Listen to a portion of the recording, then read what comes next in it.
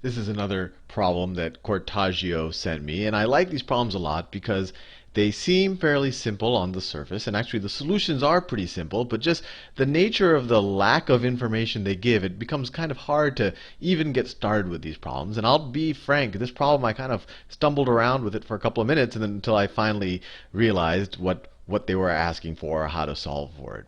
So in this problem, we have Bev, and she takes a train home at 4 o'clock. She arrives at the station at 6 o'clock. Every day driving at the same rate, her husband meets her at the station. Fair enough. One day she takes the train an hour early and arrives at 5. Her husband leaves home to meet her at the same usual time. At the same usual time. Husband leaves home to meet her at the usual time. So maybe an interesting thing is to think about, when does the husband normally leave? So let's say that this is a normal scenario. I'll do that in green. At 6 o'clock she arrives. Right? We got there. She arrives at the station at 6 o'clock. I don't know if this 4 o'clock is useful yet. And the husband, he gets there right when she gets there. So he traveled, he gets there, and I don't know if maybe I should draw a more well, let me just draw it this way. I think this is how my brain kind of handles it. So he gets there. And when did he have to leave? What was his time? So let's say it takes him t minutes to get there, whatever t is given in. So if he gets there at 6 o'clock, that means he left at 6 o'clock minus t. If t is 30 minutes, it would be 5:30. If t is 1 hour, it would be 5 o'clock. So leaves at 6 o'clock minus t, and t whatever units t happens to be. Then he picks her up, and then what does he do? He goes back home, right? All right, he goes back home. Let me do that I'll do that with a skinnier line. He goes back home, same distance, and we assume that the car just turns around immediately and that there's no time devoted to picking her up. She just kind of jumps on the car as he spins around.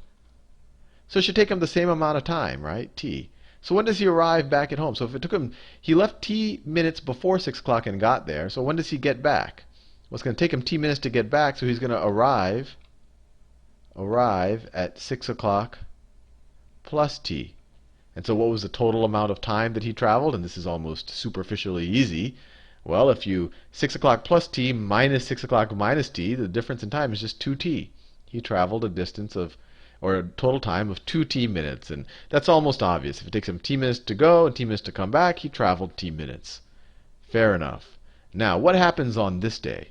It says that her husband leaves home to meet her at the usual time. So once again, he is going to leave. He leaves. Let me do this in red. He leaves at 6 o'clock minus t. Right? And then she arrived early, so she's going to be walking back. So there's going to be some smaller time that it takes him to reach her. So let's just leave that unlabeled right now.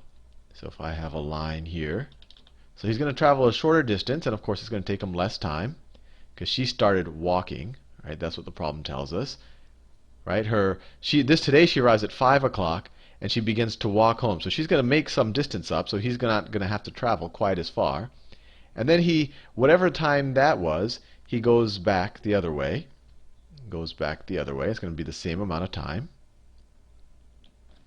It's the same amount of time. And what does it tell us? He meets her on the way, and then they arrive home 20 minutes early. So normally they arrive at 6 o'clock plus t, right? That's normal. So today they're going to arrive 20 minutes early. So they're going to arrive at, you could say, 6 o'clock plus t, that's just that, minus 20 minutes, right? They're going to arrive 20 minutes early. So what's the total amount of time that he would have traveled on that day? The total amount of time. Well, he essentially travels 20 minutes less than he does on a normal day, right? He leaves at the same time and he gets 20 minutes early. And if you take the difference between 6 plus t minus 20 and 6 minus t, you're going to get 2t minus 20. And that's almost, I probably didn't even have to draw all of this. You could just say, well, on a regular day, it takes him if t is the amount of time it normally takes him to go to the station, on a normal day, he travels 2t minutes.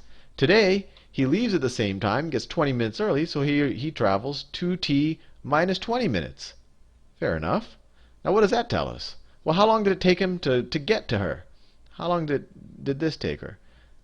Well, to go to pick her up takes the same amount of time as to come back. So he must have taken half of this time to go and half of this time to come back. So it must have been t minus 10 to go and then t minus 10 to come back. So it took him 10 minutes less to reach her this time. So at what time does he pick her up? And this is the key. It took him, so normally when it takes him t minutes, he gets there at 6 o'clock. This time she started walking because she got there early. So, and he gets there 10 minutes. He reaches her 10 minutes earlier than he normally would have reached her, right? T minus 10. Normally he reaches her at 6 o'clock. Today he reaches her 10 minutes earlier. So he reaches her at 5:50. He reaches her at 5:50. Now, the question is, how many minutes did Bev walk? How many minutes did Bev walk? Remember, she arrived an hour early and arrives at 5 o'clock, and then she just starts walking. She arrives at 5 o'clock, and just starts walking. And when does he pick her up? He picks her up at 5:50. So she walked for 50 minutes. That's a neat problem. Because on some level it's very easy, but on a lot of other levels they can give you all of this other information that's not necessary. For example, you don't have to know that she leaves at 4 o'clock. That's actually probably the most unnecessary piece of information. But everything else is kind of left abstract. But even though they're not giving a lot of details, you can actually figure out how far she walked without knowing how fast she walks or how fast her husband drives or how far they are from the train station or how far the house is from the train station or any of that. You're still able to figure out how far she walked. Anyway, neat problem. Thanks again to Cortagio.